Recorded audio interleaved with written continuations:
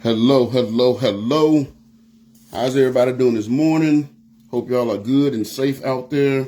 And I hope y'all didn't try to get out there and brave that weather, get on that snow and that ice, man. It got worse. I thought we was done. Like maybe it's going about to, I know that it got warmed up a little bit and like, well, maybe it's going to melt and we can get into the church, but that did not happen. It actually got worse.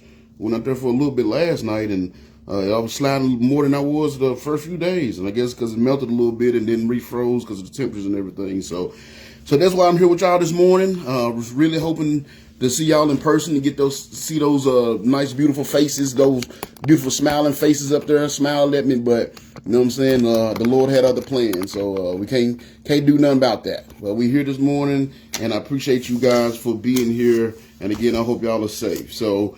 Again, this is a Legion Grove Community Church. Brother John Stewart on behalf of Legion Grove Community Church, here to bring out a lesson today. We're actually going to finish up a saga, so to speak. So, if y'all been with me, if y'all watched last week, or y'all been with me, especially my congregation people that are here. I'm sorry, y'all. I'm trying to get this thing lined up. It's messing with me. My OCD, I guess. But y'all been here with me for the last few weeks. We've been going through this saga. Well, I did this lesson last week, which I'm glad I did it last week because it won't take as long today because I don't have to worry about doing the whole intro and all the catching everybody up, all you slackers up from last week. How y'all doing? Hope y'all all right. Hope y'all are good and safe. Appreciate y'all being here. And y'all, of course, y'all know I'm always a little late, so I do apologize about that. But good thing is the video, y'all got to worry about waiting on me. You can just watch it later on at your own leisure. But again, if y'all been with me, some of my congregation people are here already. And for those of y'all that have watched us on Facebook last week, y'all know I've been doing this series called A Hater's Gonna Hate. And today is the exciting conclusion, y'all. I do hate that we're not getting to do it in person. You know, we've been on this for quite some time. We're not getting to do it in person, but we're getting to do it, and that's a blessing. So we're going to conclude the saga today. So again, Brother John Stewart on behalf of Legion Grove Community Church, here to bring y'all a lesson today on the fact that a hater is going to hate. So with that being said, I'm going to go ahead and jump into it. I was already a little bit behind. I'm going to run my mouth this whole time, but I do pray y'all are safe, and I want to go ahead and jump into this lesson. And hopefully I won't have to hold y'all as long as I did last week. So like I said, I don't have to do all this explaining and all that good stuff. So if you want to open your Bibles up, we're going to be in Genesis chapter 37, verses 1 through 4. Last time we're going to have to read this, y'all. I know we've been doing this. I looked through, we've done this lesson for 18 weeks. 18 weeks we've been in this lesson, but it's been good. I've enjoyed it. I've given my people the opportunity to opt out. I'm like, hey, y'all tired of me talking about this, let me know. And they were like, man, keep on preaching. So I've been keep on preaching on it. But we are going to finish it up today because next week I'm going to bring y'all a Valentine's message. And then after that, the week after that, it'll be the week of my testimony. I get to share my testimony with you guys because it will be celebrating 22 years of me giving my life to the Lord. So with that being said, we're going to go ahead and jump into this lesson tonight because I know y'all already been anxiously waiting. I mean, I said today. I know y'all already been anxiously waiting for the conclusion of this saga. So with that being said, we're going over to Genesis 37, chapter 37, verses 1 through 4. I'm going to read our text verses, then we're going to jump into the lesson for the day. So in Genesis chapter 37, verses 1 through 4, the Lord tells us this. He says, and Jacob dwelt in the land wherein his father was a stranger, in the land of Canaan. And these are the generations of Jacob. Joseph, being 17 years old, was feeding the flock with his brethren, and the lad was with the sons of Bilhah, and with the sons of Zilpah, his father's wives. And Joseph brought unto his father their evil report. Now Israel loved Joseph more than all his children because he was the son of his old age, and he made him a coat of many colors. And when his brethren saw that their father loved him more than all his brethren, they hated him and could not speak peaceably unto him. So let's pray. Dear Lord, Heavenly Father, thank you so much for watching over today. Thank you for keeping everybody safe. Everybody that's here today, keeping them safe. Man, I know there's a lot of people going through it right now, Lord. There's a lot of people who don't have electricity. Some people are running out of food. Some people run out of money because they can't work, Lord. I've been doing my best to help those that has reached out to me in need, Lord. And I just thank you for putting me in a position to do so. And today I want to help my people by doing the best thing I can is just bringing this word, Lord. I know some churches shut down and some churches just not having a service. And I just thank you for giving me this platform that was already established years ago that I'm able to still continue to bring your word today. today so my people don't have to go a day without hearing your word, and they can hear this lesson and hopefully bring them closer to you. Or more importantly, what the point of this lesson is to keep them encouraged in the work that they do for you, Lord. So as always, I pray that you guide this session. Give me the nerves and the calm to bring forth this truth, Lord, because I believe it's a very important truth as we finish up this series on how a hater's going to hate. And I pray you let your spirit work through me to touch the hearts of the people. And I pray you let your spirit touch their hearts so they may pay attention to the words that's spoken here today. Take the wisdom for the words and use them for the edification of themselves and others in their world, Lord. I pray as always you let your spirit guide this session and you use this time here today to honor and glorify your name and actually build your kingdom. We love you and thank you for all you've done and given. Say this prayer in your wonderful son, Jesus' name. Amen. Lord.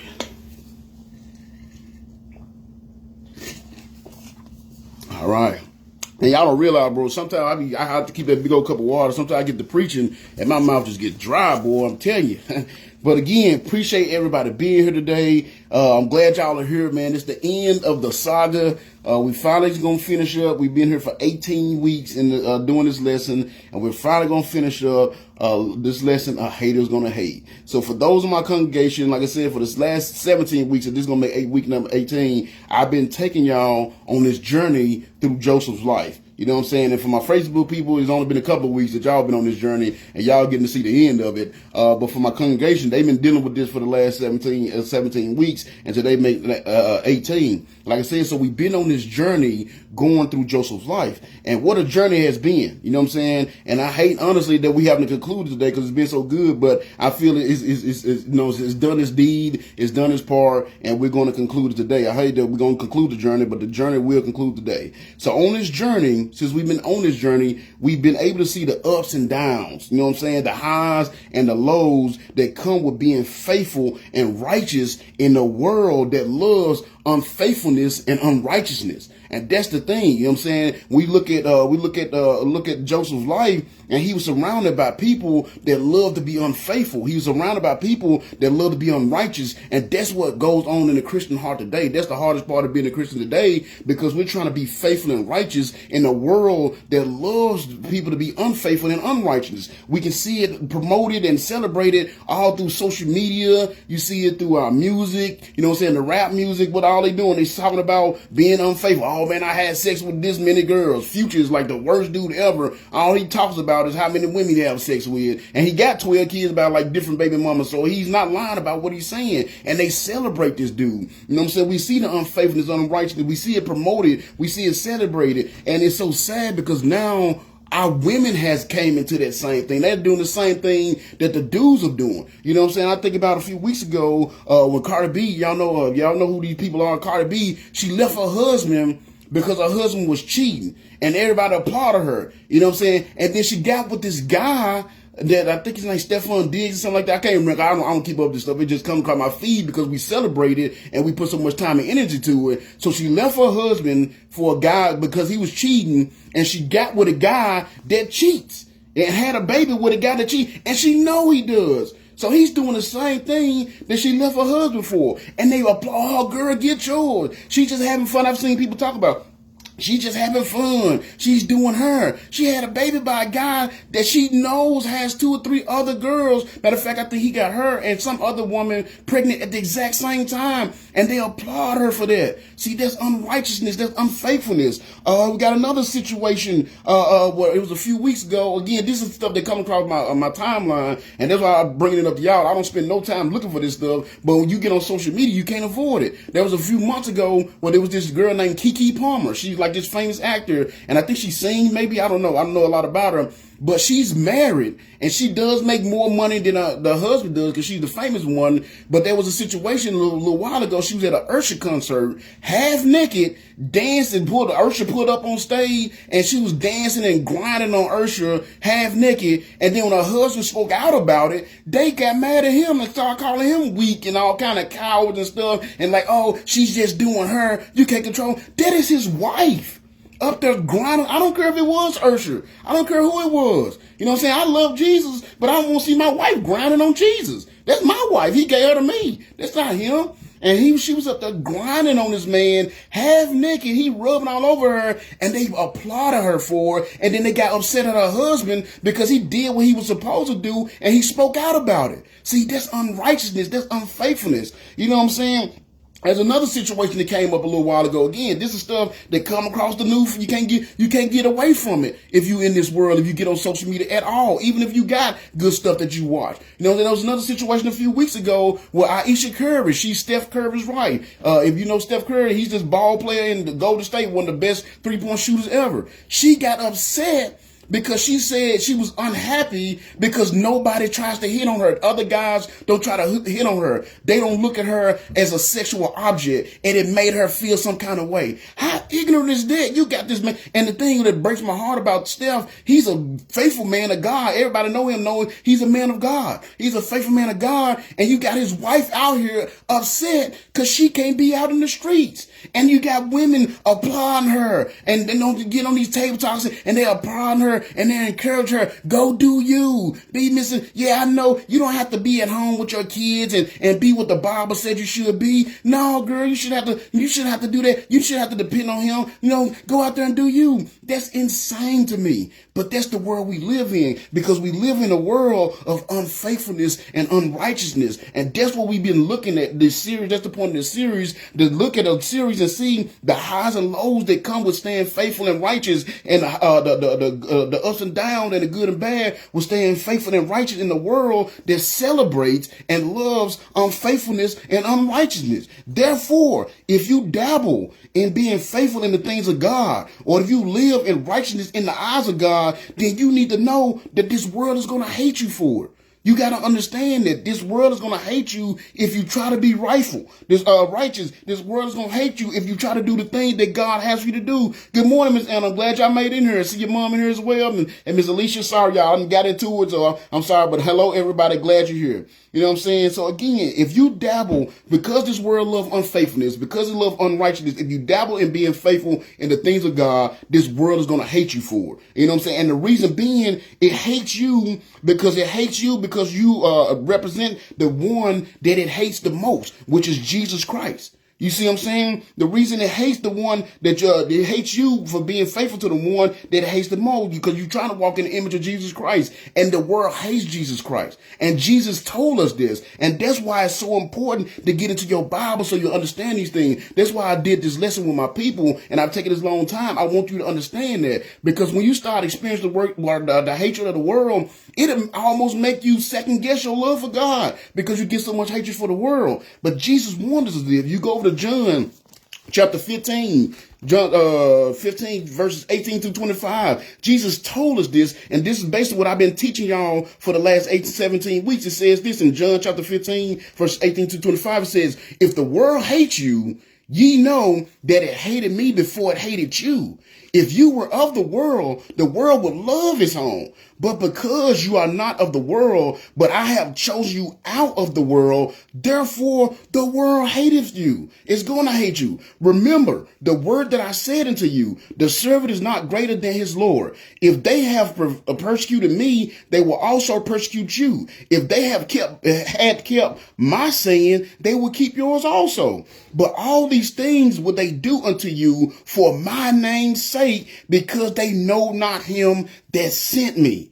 If I had not come and spoken unto them, they had not sinned. But now they have no cloak for their sin. He that hateth me hateth my Father also. So that's what we got to do. We got to get to the root of the hate. It's because they hate God. See, in 24 it says, if I had not done among them the works which none other man did, they had not had sin. But now have they both seen and hated both me and my Father.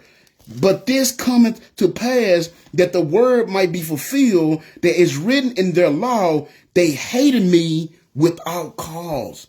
And you're going to get a lot of that if you're going to follow Jesus. We supposed to be Christians. We supposed to be Christ-like ones. So just like they hated him without cause, this world and the people of this world is going to hate you without cause. For no reason, they hate you. So you see, if you truly trying to be a proper Christian, which is another series that I'm doing, if y'all been following me on my Facebook Live that I do Monday night, I've been doing a series called How to Be a Proper Christian. And you got to understand, if you're truly going to be a proper Christian, then you won't be able to avoid the hate, because they hate you because they hate Jesus, and they hate Jesus because ultimately they hate God. So that's what you got to understand. You can't take the hate personally. And that's what I believe happens to a lot of us Christians. That's what pulls a lot of us out of the faith, because we receive all this hate because we talk about Jesus, or we love Jesus, or we go to church and we do these things, these faithful things, and we receive all this hate and we take it personal. You can't take that hate personal. That's something I have to learn. It's not you. When I go knock on doors and soul winning and they reject me, they're not rejecting me, they're rejecting God. When you get in this world and you get this hatred, you get this hatred not because they hate you, it's because they hate God, and you are a representative of God. You're a representative of Jesus, who's a representative of God. You know what I'm saying? So with that concept in mind, I started this series so I can prepare my people for the reality of what they're going to face when they go into this world and they take on their title and that mantle of being a Christian. You know what I'm saying? And the reason why I did that, and the reason why I was taking so much time with it, because again, I'm just starting as a pastor, but I want my people to understand. I try to disciple my people. Every sermon I do, and if y'all been watching me on Facebook for the longest, I try to help you learn something. I'm trying to disciple you. I'm trying to tell you what you need to do so you can have that close walk with God, so you can have the power of God flowing through you, but more importantly, so you can stay prepared for this hate. Because the thing is, I don't believe churches today do a very good job of preparing their congregations for the harsh realities of the obstacles that they will face once they call themselves Christians. Once you take on that mantle of Christian, because again, Christian mean what? Christ-like one. And what did Christ say? They hate me because they hate my Father. And I don't believe a lot of churches do a good job of preparing their people and preparing their congregation for what they're truly going to face once they take on that mantle of being a Christian. All they want to do is bring them in and give them this rah-rah motivational speeches, you know what I'm saying? And give them all this full good sermons and tell them everything is going to be all right and make them feel good about everything and let them know and tell them that everything going to be sunshine and rainbows just because we got Jesus. And that's not the reality. You know what I'm saying? And that's not the reality. And since that's not the reality, that's not how we get down in Elysian Grove Community Church on Bakerville Road. Anybody, my members on here, they'll tell you, we don't get down like that at Elysian Grove Community Church. I keep it 100 with my people. You know what I'm saying? And the reason why I do that is because I want to fully prepare them for what they're going to face. You know what I'm saying? I want to fully prepare them for what it's going to cost them to remain faithful to Jesus in today's time.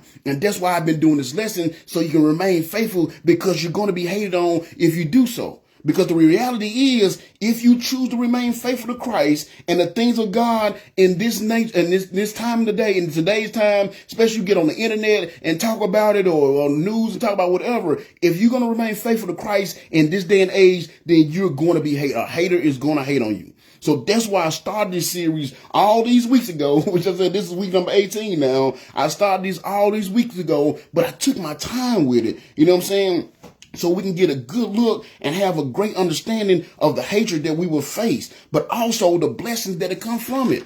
Because I know it sounds scary, like, man, we're gonna face all this hate, or maybe I don't want to do that. Yes, you're going to face hate, but there's going to be some blessings that's going to come for it as well. You know what I'm saying? And you know, with this being the first day of Black History Month, and don't worry about it, y'all. I don't celebrate it. This ain't about to be a Black History tirade or nothing like that. I don't celebrate it. And honestly, I think this day is really silly, if you ask me. You know what I'm saying? But I do think about a famous quote with this being Black History Month. I did think about this. I'm like, man, this is the first day of Black History Month, and I thought about somebody, a hero of mine, not because he was a black man, but because of his faith. And I wanted to make sure I understand that I did bring up Black History Month and this because I know he's going to be one they celebrate. But it was one of my heroes, not because he was a black man, not because he was successful in a time where black men shouldn't have been successful. It's because of his faith. And who I'm talking about is Booker T. Washington. You know what I'm saying? I don't know. If y'all don't know who Booker T. Washington is, he was the first, he was famous. He did a lot of good stuff. You know what I'm saying? But the thing he was most famous for was starting the first black college in the United States of America in 1881 in Alabama, of all places. So he started the first black college in Alabama in 1881. Now, y'all know there was a dark time in our history. You know what I'm saying? So I believe it's safe to say that he probably experienced a little bit of hate. Just a little bit. But I'm pretty sure he experienced a little bit of hate. And my point in bringing his name up in this, not because it's Black History Month, but the reason why I brought his name up in this, because he made this statement saying, and this is why I say I admire his faith. This is what he said. He said, even though, again, he was 1881 and, you know what I'm saying, working in Alabama of all places, which is still kind of rough down there now. So I can imagine how bad it was in 1881. But he was trying to establish his college. He was getting all kind of hatred because of what he was doing. He had all kind of obstacles that was being thrown his way to keep him from establishing his school. But he made a statement in all this. Somebody asked him about his faith and how can he believe in God. And this is what he said. He said, I would rather be a black man in America than any other color man anywhere else. He said, I would rather be a black man in America. This is a hard time to be a black man in America. But he said, I'd rather be a black man in America than any other color man anywhere else. And the reason being, he says, because my God sees my struggles and know what I've had to deal with, and he will bless me accordingly. There's faith. There's faith right there. And that's what I admire about him. I admire his faith. He didn't let this hatred that he was going through and all these obstacles, even though he was trying to do a good thing. He was trying to pull up people up. He was trying to educate, his people. And he got hated on. And he got so many death threats and all kind of stuff that he went through. And even in the midst of all that, he said, I still would rather be a black man in America than any color man anywhere else, because my God sees my struggles and knows what I'm going through, and he will reward me accordingly.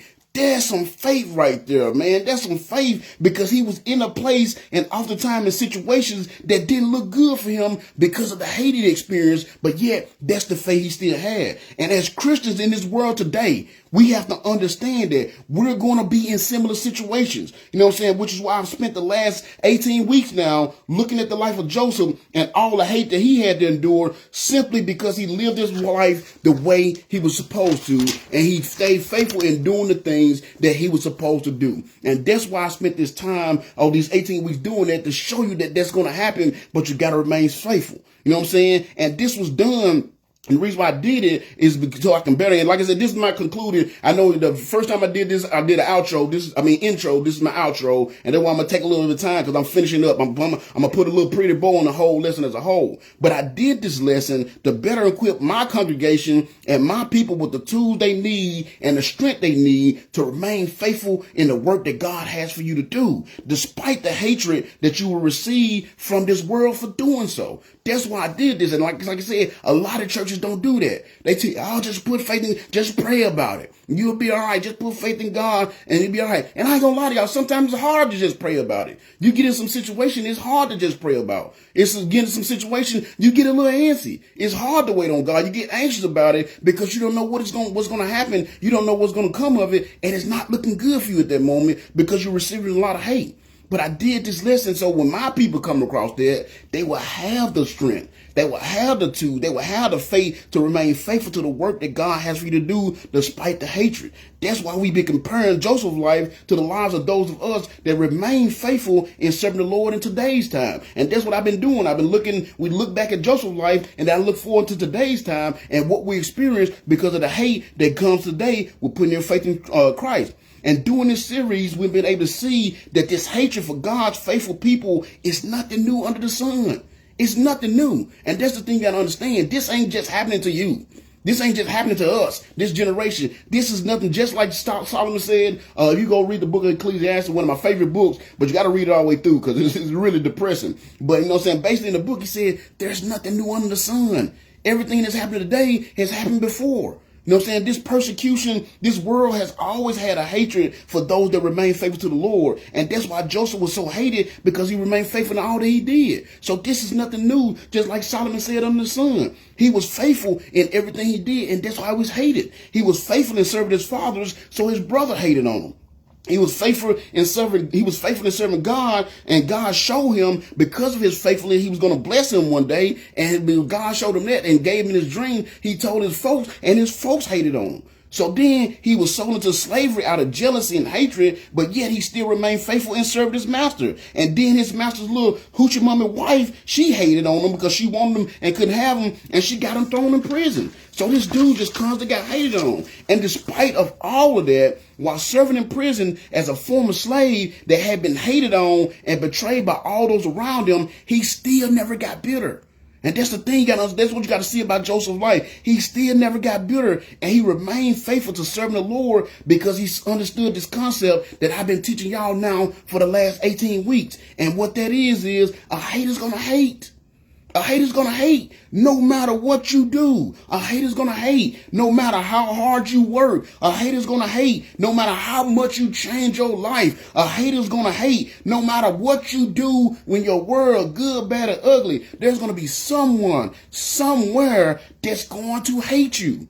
It's going to happen. So the point of this series has been to show you that hopefully, despite all of this hate, you will still have the ability to understand this concept so that you may be encouraged in the work and remain faithful even amidst the hate. That's the point of the series as a whole. That way, you don't let the hate change who you are and compromise your morals just to fit into this world. Because even if you do, you're still going to be hated on. They're going to hate you anyways. But the danger in letting the hate change you is that it can keep you from doing the work that the Lord has for you to do.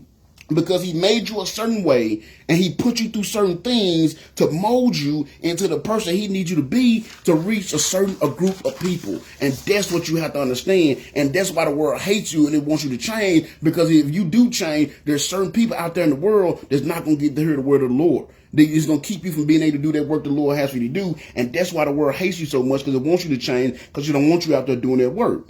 So now, as we've been going through this series, we've seen 7 things that you can do to remain faithful that the world will hate you for. And I ain't going to do a recap now because, I did that last week, but I will do one at the end since we finish up the series. But there were 7 things that I did lessons on that you can see that if you do these things to remain faithful, the world is going to hate you for it. But we've also seen how staying steadfast, doing the hate, gives you the strength and the ability to do the work that you are assigned to do for the building of the kingdom. So you have to understand that as well. And that's why, yes, I got the bad out first, but I wanted y'all to see the good so you can remain faithful and understand that it ain't going to be all bad, but it's definitely not going to be all sunshine and rainbows. And unfortunately, it's probably going to be more bad than the sunshine and rainbows, but the sunshine and rainbows will be there. You make it through that storm, you get on the other side, there will be some, some clear skies and sunshine, but you're going to have to go through that storm because a hater's going to hate. So, yes, the hater's going to hate, but we've seen the 7 things that a hater will hate you for, but we also seen all kind of blessings and rewards that you receive by remaining faithful through the hate.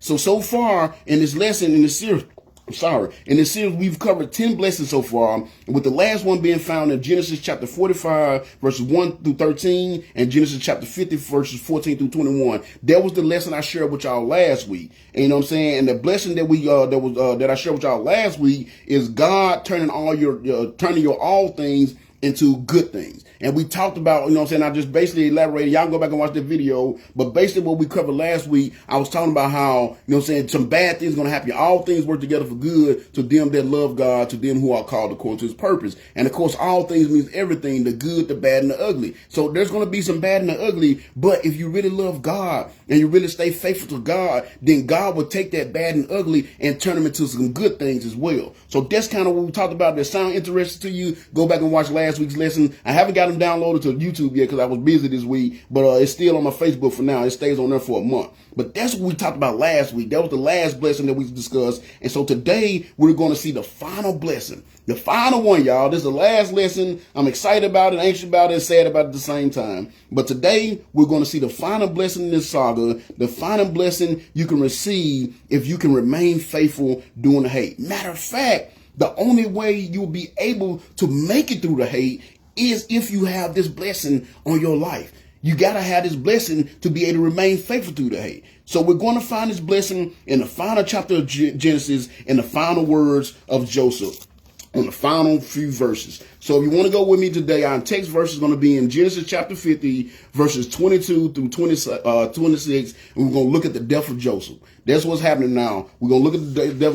Mr. Reese, glad you made it in here. Appreciate you being here. You know what I'm saying? But we finna look at the death of Joseph. The last, I think it's fitting as we end the lesson, in the series, we ended on Joseph's last words. And the reason why I want to do this, because I want y'all to see something. I want y'all to see how Joseph looked at his life, even in toward the end. So again, Genesis chapter 50, verses 22 to 26, we're going to see this final blessing here. So when the Lord tells us in Genesis 50, 22, it says, "And Joseph dwelt in Egypt, he and his father's house, and Joseph lived 110 years. And Joseph saw Ephraim's children of the third generation, the children also of Machir, the son of Manasseh, were brought upon Joseph's knees. And Joseph said unto his brethren, I die, and God will surely visit you and bring you out of this land unto the land which he swore to Abraham, to Isaac, and to Jacob.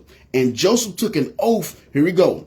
He's saying Joseph took an oath of the children of Israel, saying, God will surely visit you, and ye should carry up my bones from hence. So Joseph died being 110 years old, and they embalmed him, and he was put in a coffin in Egypt. Did y'all see those did y'all see that blessing in those wonderful words right there? The very last words of Joseph. Did y'all see it? I hope y'all saw that.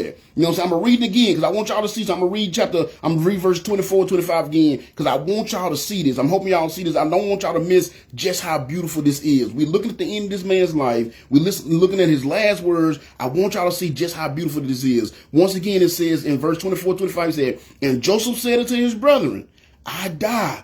God will surely visit you and bring you out of this land into the land where he swore to Abraham, to Isaac, and to Jacob. And Joseph took an oath of the children of Israel, saying, God will surely visit you, and you should carry up my bones from hence." Did y'all see that? Did y'all see what he said there? So you got to think about this. On his deathbed, breathing his very last words, after living his life that started off in so much turmoil, after living his life that started off in so much chaos, after living his life that started off in so much betrayal by the very ones that he loved, the very ones that he's supposed to be caring for, the very ones that's supposed to be caring for him, after living his life, you know what I'm saying? Everybody in this world hating on him, everybody in this world mistreating on him. What to him probably seemed like the world itself was hating on him. I know at some point he's like, man, this world hates me. He had to feel like that at some point, because especially in the beginning, because everything was going so wrong. So yet he went through all this hatred from this world. He went through all this hatred from his brothers, his mom, his dad, his families, his slave master wife. He went through all of that. And yet still in his final moments, at the very end, you get to see what all this hatred did to him. And I hope y'all saw that. And you might be like, Brother John, just tell me. You know what I'm saying? What is it? You might be asking, what is it? I didn't see it, Brother John. I don't see it. What is it? What did the hatred do to him? I'm going to show y'all what the hatred did to him. Because if you're paying close attention, really close attention to those words, you can see in the words in verse 25. You can see what it did to him. When he mentioned to the Israelites, when he commanded them, when he took an oath of them, and he told the Israelites to take my bones with them. He told them to take my bones with you when you leave Egypt. See, you see all that hatred did to Joseph? Because Joseph was a faithful servant of the Lord, all that hatred did to Joseph, a faithful servant of the Lord for his entire life, what it showed you that it did to him was increase his faith. That's what the hatred did to Joseph. It increased his faith. Again, he said, God will surely visit you. I know God's going to be here. We've been in Egypt for 70 years now. We're going to be in Egypt for a long time. But when you leave, take my bones with you, because I know you're going to leave, and I know God is going to visit you. So you see what the hatred did to him. Even on his last breath on his deathbed, the last thing he did was show just how faithful the hatred made him, because it increased his faith. See what I'm saying? Because if you can manage to remain faithful through all the hate to the end, just like Joseph did, it'll do the same for you. Because the final blessing of a hater's hate is going to increase your faith. That's the final blessing. A lot of people want to know, how can I increase my faith? How can the disciples ask Jesus, how can I increase my faith? Could you increase our faith? The only way your faith is going to be increased is through some hate. You see what I'm saying? It's going to take some hate. It's going to take some trials and tribulations. You're going to have to go through some things, and you see God pull you out of them things. And as God pulling you out of them things, and you see you being hated for no reason, and you see you being mistreated for no reason, and you see God coming through and swooping down like a great eagle and rescuing out those trials and tribulations out of the hatred, it's going to increase your faith. Because the final blessing of a hater's hate is the increase in your faith. Think about it. The famine is way past over. It was only about supposed to last 7 years, I believe. And Joseph was about 25, say maybe early 30s when that famine happened. He just died at 110. So we just say, for the sake of argument, we'll say he was 40 when the famine ended. Yet it's 70 years later and they're still in Egypt. You know what I'm saying? It's 70 years later and he's just died, and the Israelites still haven't left Egypt, and they still hadn't gotten that promised land that God had promised them. Now you got to think about it. For now, at this point, it's been hundreds of years since God made that initial promise to Abraham that you're going to have this land. It's been hundreds of years because Abraham then came and lived and died. He died old. Isaac then lived and died. Jacob was about to die. He died an old man. So it's been, I ain't do the math, but it's been at least 300 to 400 years since the Lord made that promise that they was going to be rescued, that they were going to have that land of Canaan, and yet they haven't had that land yet. But Joseph on his deathbed said, I know y'all going to get that land. He said, matter of fact, I know, I'm so sure, I have so much faith in God. I know so much for a fact that y'all gonna get that land. Then when y'all leave here, don't bury me in Egypt. I want y'all to go bury me in that land that I know the Lord is gonna give you, even though it's gonna be 300 years in the future. You see what I'm saying? Joseph on his deathbed, after seeing how God had done so much for him and brought through that all the hatred that he went through, had enough faith at the end on his deathbed to know that God was going to keep his promise. Even though it had already been hundreds of years since he made the promise, and even though it was going to be hundreds of years before the promise actually comes to fruition, he knew that promise was going to happen because he knew the faith of God, because his faith had increased, because he saw the faithfulness of God to him while he was in the midst of his trouble, while he was in the midst of all that hate. You see what I'm saying? He knew that God was going to pull them out of Egypt. And even though it was going to be a while, he knew that God was going to do it. And that's why he said, take my bones with you. Because that's what y'all got to understand. You got to think about it. He said, take my bones with you. So he knew that they was going to be there for quite some time because he was just about to die. He was just about to die. But he didn't say, take my body with you.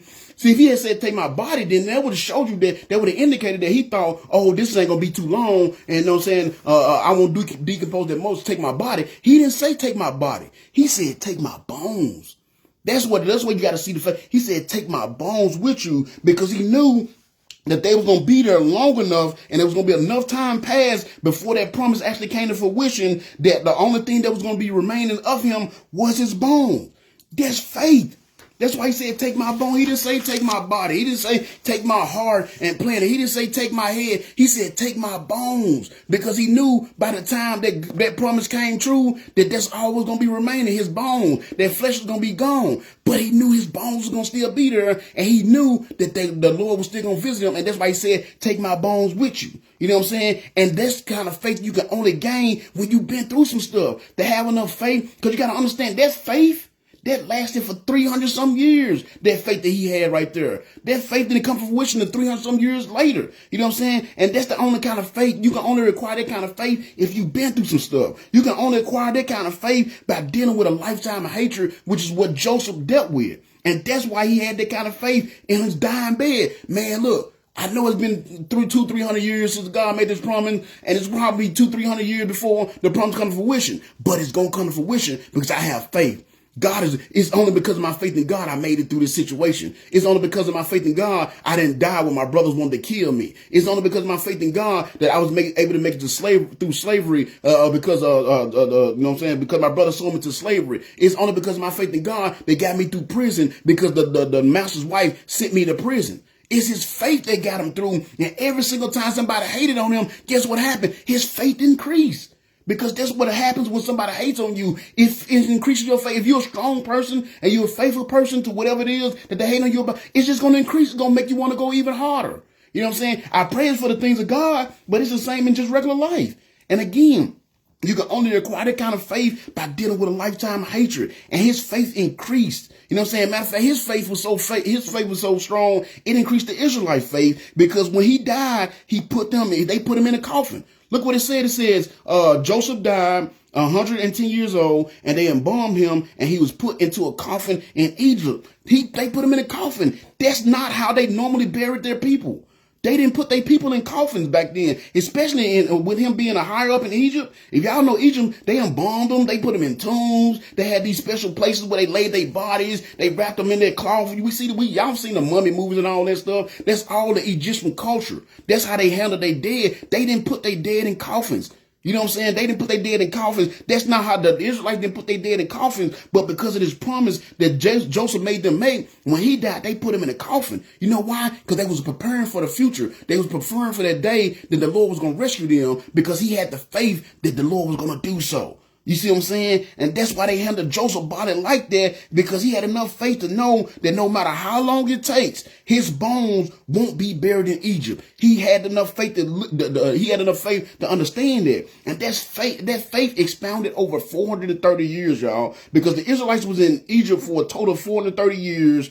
And what does it say about the day they left Egypt? Matter of fact, I say more like 300 or something, because he was there for 70, he was there about 90 years, and they left, because if you read the Bible, it says they was in Egypt for exactly 430 years. And it said, matter of fact, they left on the last day of the 430th year. But what does it say about the day? If you turn over to Exodus chapter 13, I'm going to show you how much faith that Joseph had, that 300. So he died when he was 110. So this is like 330 years later, 300, maybe 350 years later, and they finally leave in 300 some years later. This is like 300 something, because I ain't had the time to do my math, so my math ain't mathing. But if you go over to Exodus chapter 13, verse 19, it says this. It says, and this is when they left. This is the Exodus. It says, and Moses took the bones of Joseph with him, for he had straitly sworn the children of Israel, saying, God will surely visit you, and ye shall carry up my bones away hence with you.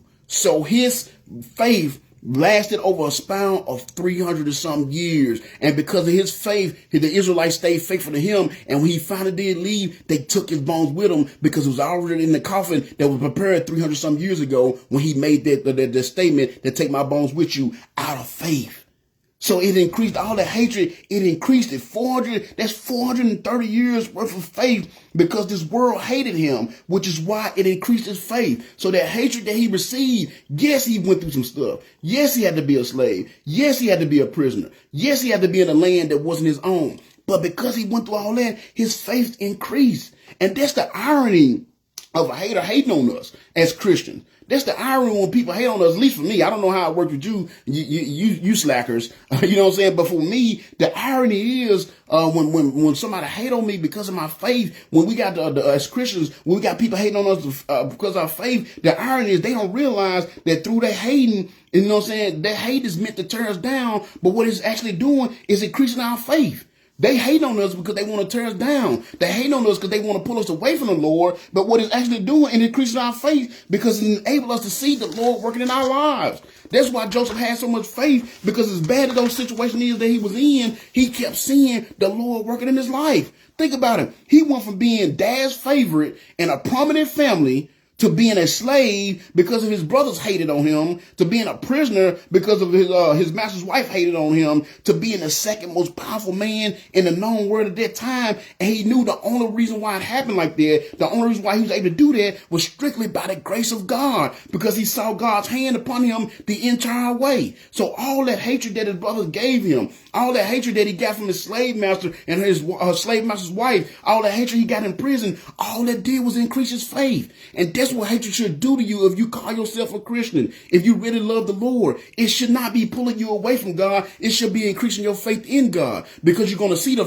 hatred that you're going to get because you got the faith in God, but you're also going to see God's hand working in your life. Everything that I've been through, the reason why I'm on here, and the reason why I didn't want to cancel church, the reason why I could have easily just said, man, I don't want to have church this morning. You know what I'm saying? Since I ain't got to go in, I'm just going to take the day off. No, I'm like, man, I'm going to find a way to get this word out, because I've seen how great God has been in my life because all the hatred I had to endure. Some of it, most of it was from the world. I ain't gonna lie, I didn't have a lot of people that hated on me, like personally, like people that was around me, but this world definitely tried tried to take your boy out or a time or two. You know what I'm saying? But because of the hatred that I went through, everything that I've experienced, it increased my faith. And I see so many that it does the opposite. That's why my ministry is called a Lost Sheep Ministry. The whole point of my ministry is to bring people that when the hatred happens to them, it took to pull them away from God instead of bringing them closer to God. And I'm trying to help them see it the way I see it, so to bring them back to God. Because me going through what I went through actually increased my faith. The hatred increased my faith, and that's what it did with Joseph. And that's why when he was there on his deathbed, you know what I'm saying, knowing that it's going to be hundreds of years before they were released from Egypt, he said, make sure when y'all get released, take my bones with you.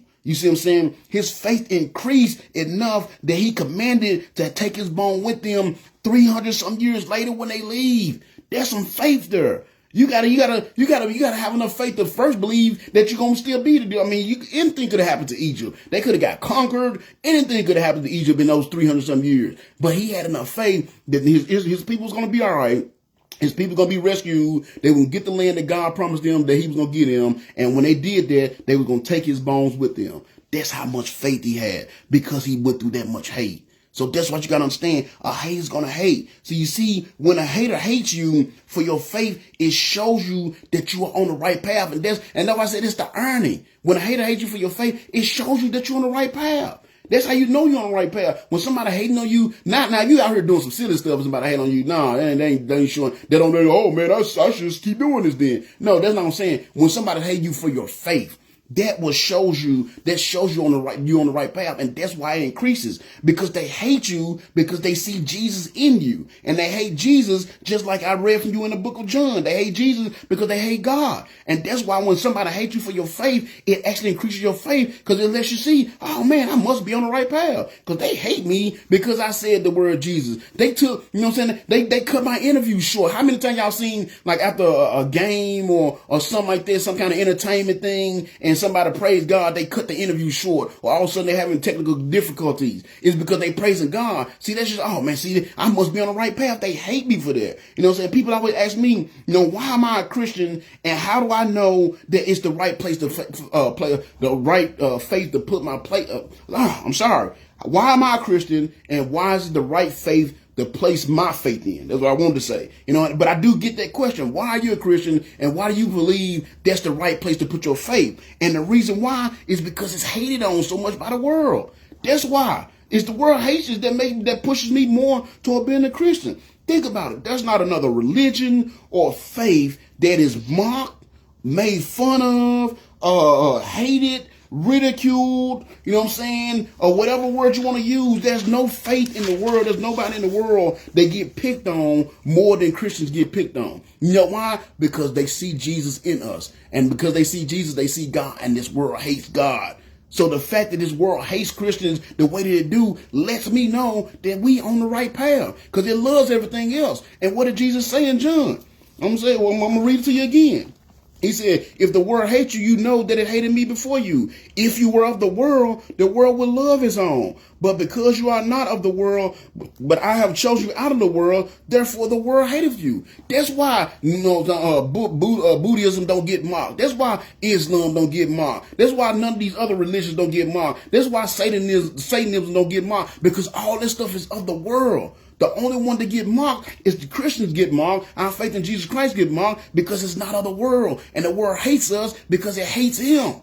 You see what I'm saying? So the world's hatred is what actually increases my faith and lets me know I'm on the right path. You know what I'm saying? That's the world hatred is what's like that fire in me. You know what I'm saying? And it makes me want to be even more faithful, because I know they're doing these things because of my actions, because in my actions, they get to see Jesus Christ. And ooh, they don't like that. It's just like, when, you know what I'm saying, when you and I don't know if y'all people had a lot of money and lived being where you was broke, but I lived in a house that was full of roaches. And what happened when you go into a kitchen and you cut the lights on, and roaches get to scattering? You know what I'm saying? They didn't like, because they don't like that light. And that's what happened when you call yourself a Christian, and when you become a Christian and you really get the Spirit of God in your heart, you become a light in this world of darkness. You know what I'm saying? You become somebody that's righteous, that's trying to live righteous, you know what I'm saying, in this unrighteous world. You become somebody that try to remain faithful in this unfaithful world, and this world hates you for it. And that's why the hatred actually motivates me, because it lets me know I'm on the right path, because it hates me, and because I'm not of the world. But it loves everything else, because all that other stuff is of the world. You know what I'm saying? And that's something I want the world to be able to see in my life. That's why I do these things. I want the world to be able to see Jesus in my life. I want my light to shine. Jesus said, what good is a light if you're going to put a bucket over it and not let it shine? I wanted to shine into the world. I wanted to shine into those dark places. I wanted to explain the evil. I wanted to expose the evils of this world. And that's what you do when you become a Christian. And that's why the world hates you so much. That's why it mocks you. That's why it mocks Christianity. That's why it picks on Christians, because it hates you, because you shine a light into its darkness, and it don't like that. You know what I'm saying? And that's why you got to keep going forward. That's why you got to have the strength to remain faithful through the hate. You know what I'm saying? When you look at I'm actually doing I'm telling my kids, we was doing a lesson last night in the book of Acts. And we were in the book of Acts in our Bible study, and we was looking at the apostles after Jesus had died, ascended, and the Holy Spirit finally came on them. You know what I'm saying? They went out preaching. They went out doing their things. And what happened? They hated them for it. The Sadducees hated them for it. The Pharisees hated them for it, because they was out there and Jesus was gone. They thought they was done with this Jesus stuff. And here come these unlearned men still talking about Jesus. And people was getting healed, and people getting saved. Them first few chapters, it said one day 3,000 got saved. Then it said another day 5,000 got saved. And when the Pharisees and the Sadducees and all the religious leaders saw these people getting saved, they saw these people lives changing. They saw these people start believing Jesus Christ. I'm sorry, y'all. The devil trying to work on me. He don't want me to get y'all this word today. But when they saw these people lives being changed, they saw the light of God going into these people. What they did, they started hating on them. It said they violently hated them. They started putting them in prison. They started beating them. You know what I'm saying? They put them in. They said, I command you not to, you know what I'm saying? They put him in jail one night, and they said, I command you not to talk in this man's Jesus name again. And they put him in jail one night, and it said the angel of the Lord came and rescued them out of jail and told them, go back and preach. So the very next day, you know what I'm saying? They thinking they finna go pull Peter and them into the court and put them on trial, but they was already free. They like, man, the guys ain't there. The jail was locked, and the guard was standing out, but they ain't there. And then somebody came and said, man, them same dudes still out there preaching about Jesus. So they went and arrested them again, and they beat them. And it said after they beat them and they released them, they told them that they not to preach Jesus no more. But it said they went out rejoicing. They went out rejoicing that they had got beaten. I ain't never been happy about a butt whooping. And I know, saying, despite what y'all think, because I'm pretty terrible, I got some butt whooping when I was young. I ain't never been happy about a butt whooping. But they was happy about that butt whooping they got, because that butt whooping they got was because the people was hating on them because they was representing Jesus. So they was rejoicing the fact that they was beat up. They were rejoicing the fact that they got beaten. You know what I'm saying? So that beating actually increased their faith, because you look, they went and started praying, and they got even more saved. It's just like James said. He said, count it all joy, brethren, when you go through these trials and tribulations, because these things increase your faith. And that's what hatred does. This hatred from the world, if you call yourself a Christian, and again, you're going to be a proper Christian, like I've been talking about Monday nights, this hatred from the world, it shouldn't be pulling you away from God. It should be pulling you closer to God. It should be increasing your faith, because you know you're on the right path, and that's why I hate you. If you're doing what you're supposed to be doing. Now, if you're out here tripping, and you know what I'm saying, and slipping, then that's another thing. But if you out here and you reading your Bible, you're going to church like you're supposed to be doing, you're dressing like you're supposed to be dressing, you're living modest, you know what I'm saying, telling people about God every time you get the opportunity, you out here doing those things, and people hate you for that. I know one of the young ladies from my congregation, you know what I'm saying, she was a little upset. She was like, you know, she said, Brother John, like, these people play music at work all the time, you know what I'm saying, they play these music, and they play this terrible music, and she said, I just wanted to play some church music, and I got all kind of stink eyes, and I got people looking at me sideways, because they hated that. Because she was bringing light into that darkness. This world is going to hate you if you do that. But that should increase your faith. You know what I'm saying? They did the things that they did. The reason why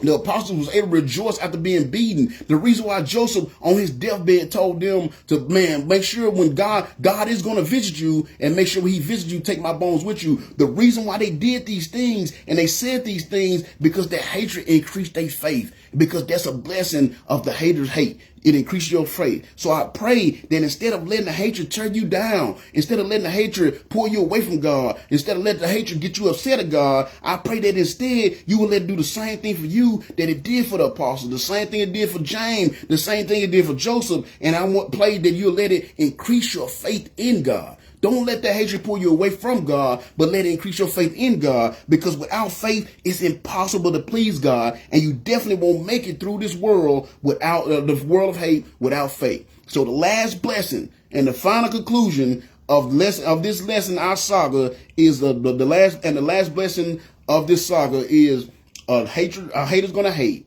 But the haters, when they hate, it increases your faith. And again, I pray you let the hatred increase your faith, not pull you away from God, so you can do the things that the Lord has for you to do, because he made you a certain way. He putting you through that hate for a reason, because there's some other people out there in this world that's being hated on just like you, and they need your encouragement to keep going, because they just about to give up. And all they need is you to come by and saying, hey, just don't do it just yet. God got you. You know what I'm saying? Increase their faith, and do the work the Lord has for you to do. Let's pray. Dear Lord and Father, thank you so much for watching over me. Man, I thank you for this series, Lord. It's been a wonderful series. I thank you for the conclusion of it, and just for us to see. We see at the very end of Joseph's life. I really hope I did it justice this morning. I don't think I did enough justice, and to be able to really just show these people how big of a deal that is when he made that statement on his deathbed. After a life full of hate, after a life full of disappointments, after a life of ups and downs and lows and highs, and more downs and lows than highs and ups, you know what I'm saying? He still said, hey, when y'all leave, it's going to probably be a few hundred years. Take my bones with you, because I know that the Lord is going to visit you. And I know there's going to be a day when he's going to answer those promises. And the only reason why he know those things, because he had that faith. And I prayed I was able to relate it to my people today as we finish up this, concluded this series, Lord. And I pray that they're able to see this so they can stay faithful through the hate. It's going to happen. You said in the book of John, it's going to happen, because they hate us, because they hate you, and they hate you because they hate God. And I pray that none of my people take it personal. I pray they truly understand after the conclusion of this series, that they truly understand that a hater's going to hate, but they don't take it personal. And they let that hatred they receive be gasoline on their fire, so they can keep going forward, doing the work they need to do to honor and glorify you. I thank you for this morning, Lord. I thank you for giving us the opportunity to get in this word and not letting the ice stop us, Lord. I thank you for all those that was able to tune in to the lesson today. And I pray this touch their heart, and I pray they take these words of encouragement with them as they go into the world this week, and they get ready to do the things they need to do to stay faithful to you and receive the hate because they're doing so. I pray you be with all those that's going through the storm right now. I know there's still people without power, Lord. Please be with them. I pray that they're able to get someplace safe and warm, to stay safe and warm from these storms, Lord. Stay out of these storms, Lord. I know it's people that they don't have food right now. I know it's people that can't work right now. They don't have money, can't pay their bills, Lord. I just pray you be with us all as we go through the storm. Like everybody make it through and can increase their faith in you, because they see it was your hand that got them through it, Lord. I pray you continue to be with this ministry, the Lost Sheep Ministry and the Legion Grove Community Church, and all the little ministries that I have going on. I got about 1 million of them, Lord, but I pray you be with them all. Continue to help them grow, prosper, reach out in the community, change the lives of others, and capture lost souls of men. I pray you be with me and my family, give us the wisdom that we need and the encouragement we need to continue to go forth, doing this work that you called us to do, Lord. And I pray you be with all my ministry members as well. Continue to give them the encouragement they need to support this ministry, Lord, and do the things they need to do to honor and glorify you as well. And I pray that we can have enough influence on them, Lord, that they would give their whole heart to serving you as well, despite all the hate that we go through because of it, Lord. I pray you continue to be with all those that's sick and shut in. Keep your healing hands upon them. I saw Miss Alicia on here today. I'm glad she was able to make it here. I know she's going through some things, and there's several others that's going through some health issues in the ministry. I pray you be with them, Lord. Keep your healing hands upon them, Lord, as they go through these trials and tribulations, that as they deal with their health. Give their doctors the wisdom as they work with their doctors so they can make the right diagnosis and prescribe the right treatments. I pray the treatments are effective and their body has the strength to withstand those treatments so they can get back to 100%. And they give you all the ongoing praise because they recognize that because of you they were able to do so, because they was able to feel your healing hand upon them as Jehovah Rapha, Lord. I pray you continue to be with all your faithful servants, all those that give their heart to doing your work, Lord. Be a wall of protection around us all. Keep us safe and protected from the attack of the enemy, whether it's physical or spiritual. And we pray you give us the encouragement, enthusiasm we need to continue to go forth doing this work, Lord. Give us the encouragement to go, enthusiasm to go forth doing this work, no matter what the world may say, the numbers in our ministry may say, and give us the power, love, and wisdom on any problem may arise that may keep us from doing this work you have for us to do, and give us the guidance to come across those that need to hear your gospel message and your word of encouragement, and see your fine spirit upon our hearts so we speak that gospel message and word of encouragement with boldness, so souls may be saved, or others may have the encouragement to come closer to you. And I pray, Lord, you be with all those that are lost. I know this wasn't really necessarily a salvation message, Lord, but I'm always about salvation. I pray if there's anyone that's in the sound of my voice right now, that's listening to this prayer right now, if they don't know 100% sure, if they're not 100% sure, they're going to get to see you when they go through the door called death. Please, please, please touch their heart, give them the desire to put their faith and trust in you. Send one of your faithful servants by to share your gospel with them. Give them the wisdom to listen to their gospel and the discretion to accept their gospel so they may come to know you as Savior before it's too late and they go through the door called death. I pray you be with all our service members, all our public service members, Lord, the fire department, the military, police department, rescue services, all those right now that's out there, these men and women that's out there putting their life on the line, trying to get us electricity. We don't even have to have electricity. It's a convenience. You know what I'm saying? But you got people out there right now working to get everybody electricity back. Please keep them all safe. Be a wall of protection around them as they do this public service and they do this work, Lord, so they may make it back home safely in the same condition they went off to serve in, Lord, to work in, Lord. I pray you give me your power, love, wisdom over any problem that arises that may keep them from serving. Give them the wisdom to make the right decisions, especially when they come to life and death situations, and give them the wisdom not to abuse the authority they've been granted over those they supposed to be serving and protecting. But I pray you keep their family safe and protected so they have a day where they can reunite and embrace each other once again, and they give you all the honor, glory, and praise because they recognize it's because of you they was able to do so, Lord.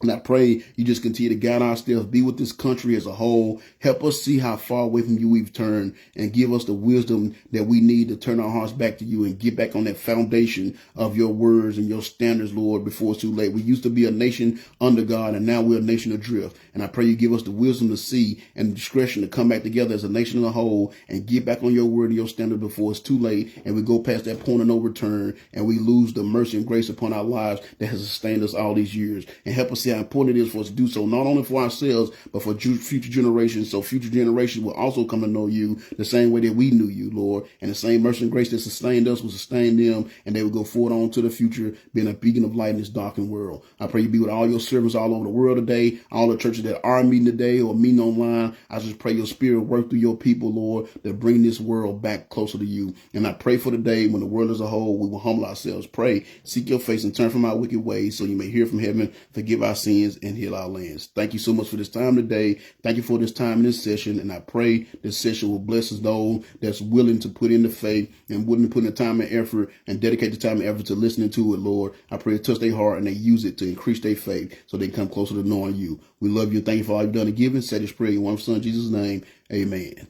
Man, so man, I thank y'all for joining me today, man. I hope this series have helped y'all. And I want to go on and now just the ending announcement. I want to go and get the lesson in prayer. So if y'all want to cut out, you can. But you know what I'm saying? Now that the series is concluded, I do want to do my review. So again, it's called Haters Gonna Hate. We've had 18 lessons. So the first 7 lessons we did, it was called A Haters Gonna Hate. You know, and if you're doing the right thing, a hater's going to hate you for the grace that God places on your life. A hater's going to hate you for dreaming bigger than them. A hater's going to hate you because you are successful. The haters that are going to hate you are going to be the people that's closest to you. A hater's going to hate you because you are where you're supposed to be. And a hater's going to hate you because you faithfully serve God. So those are the 7 things that if you do those things, a hater will hate you for. But we had 11 blessings that come from that hate. 11 blessings. So the blessings are the 11 blessings being God's favor on your life, God's power being displayed through you, success in all your endeavors,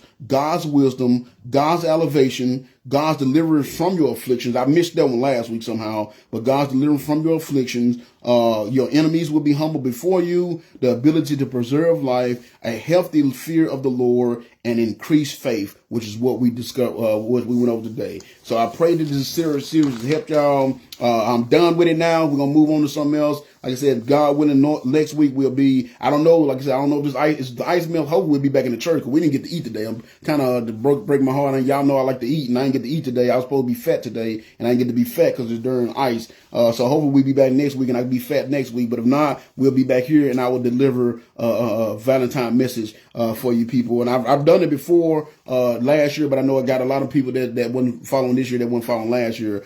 So we'll do it then. So with that being said, any announcement, I get on out of here. So this Wednesday, again, my wife, she's going to do online as well for the women's Bible study. She's going to do a messenger call. So if y'all don't know, y'all please reach out to my wife. Send her a friend request if y'all want to be a part of it. It's been really good. And now that she's able to do it on Messenger, a lot of people have been involved. And if I'm not mistaken, she actually started a website. I mean, not a website, a Facebook page for it. So again, reach out to her, Reyes Stewart. You should be able to find her on my friend list if you don't already know us. Reyes Stewart. You should be able to find her in my friend list. Reach out to her, and she'll tell you everything you need to know, so y'all can participate in the women's Bible study this Wednesday night at 6:30. That's going to be, what is Wednesday? The 4th. Wednesday the 4th at 6:30 through Messenger. She will be holding the women's Bible study. Depending on the weather, might go soul winning next Saturday. Reach out to me and let me know. That is going to be the 7th. If y'all want to go soul winning with me, reach out to me and let me know. And again, maybe next Sunday, if we do meet next Sunday, we will have our communion and our potluck. And we also going to have a Valentine message as well. So y'all just keep your eyes posted on our website, our page, and we'll let y'all know where we're going to meet in person or not. Business meeting, we still got to set that date. We haven't set that just yet. Waiting for people to weigh in on when they'll be available. And if you're looking to get beautified, y'all go visit my daughter over there at Performance Beauty Academy in Camden. Go see my daughter Giselle. She does nails. She can hook you up. They do other stuff there too, but my daughter, she just does nails. And you don't have to pay because it's a school and they experiment, but they know what they're doing. But they start trying to get their credits and stuff. So all you got to do, you don't have to pay, but you can give a donation and help them out. You know what I'm saying? We got some members in our church that have businesses. Please make sure y'all support their business. It helps them out and helps us out as well. Keep sharing, liking, and tagging these videos. I want y'all to get as many people as possible, y'all to get these videos out. So I always keep them public. And I already said, if you're not 100% sure about your salvation, reach out to me and let me know. If you need any spiritual counseling or prayer, reach out to me and let me know. I'll put it in my schedule. And please, man, I hope y'all, for those of y'all that don't normally get to see this, if you're in this area, don't normally get to hear my sermons on Sunday morning, if you're in my area, come visit us. This is what it goes down Sunday morning. And I'm a lot more energetic because I get to see y'all faces and see y'all reactions. So come visit us on Sunday mornings, 11 o'clock. Once this ice passes, Sunday morning, 11 o'clock, and then Sunday night at 6 o'clock, 5891 Bakerville Road, Waverly, Tennessee, 37185. We'd love to have y'all grow our little church. And if y'all want to give your donations or tithes or anything through the church, or through the Lost Sheep Ministry, go to my website, lostsheepministries.com, lostsheepministries.com. You can go there and you can, donate through Venmo or whatever, and you can get the church to me, designate whether it's going to go to the church or the Lost Sheep Ministries, and I'll make sure the money gets to where it needs to be. And for my Lost Sheep people, if you're on here, we're probably not going to meet this Tuesday because of the roads. I'm using somebody else's bus and I don't want to take the chance on slipping aside on them back roads. So we probably won't meet this Tuesday, but Lord willing, we'll be able to meet the third Tuesday of the month. And I think that's it, man. I've talked enough. Held y'all enough. I pray y'all all safe. I pray y'all have food and y'all are warm. And I pray that if you're in a position to help those that don't, man, y'all will do so. But I love y'all. Thank y'all for visiting me today. Please come back tonight, 6 o'clock. I'll be back again at 6 o'clock tonight for another lesson on looking at the life of Samson and the results of sin. If you got time, be back tonight. But if not, man, y'all keep praying for me. I keep praying with y'all, praying for y'all. Remember to always watch your back and pray. I love you all. Until next time, peace.